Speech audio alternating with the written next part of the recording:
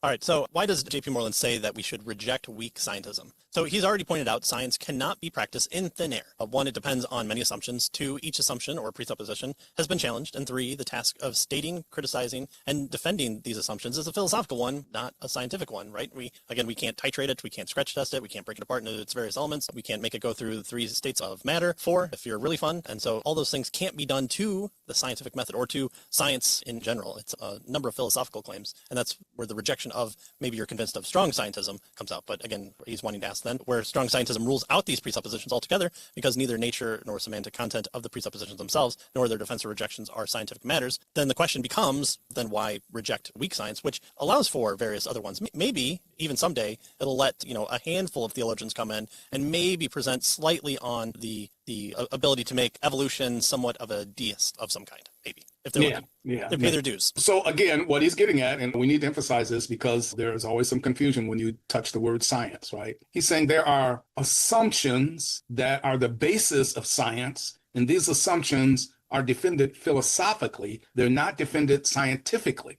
And so if strong scientism says only science gives us knowledge or the truth, it dismisses these assumptions because they're not scientific. And therefore, it crashes and burns because if the assumptions fail, if they're not true, then the thing that they're holding up, science, can't hold. So that's what he's trying to get at here with the problem with strong scientism. He says, though, that weak scientism does not get off the hook here just because it allows for some minimal justification for non-scientific claims while retaining the cognitive superiority of scientific assertions. Why? As he's explained in the previous chapter, the conclusions of science cannot be more certain, again, than the presuppositions on which those conclusions rest. So science rests, right? Here's my scientific claim, and it rests on presuppositions, right, that hold up the claim. And of course, if the presuppositions are false or not true, then it can't hold up the scientific claim. That's what he's getting at here. And weak scientism has the same kind of problem. Again, J.P. Moreland, not a presuppositionalist, but he's welcome to attend our lectures if he so wishes, because it does seem quite a bit like this is paralleling a lot of what we talk about on this side of the fence.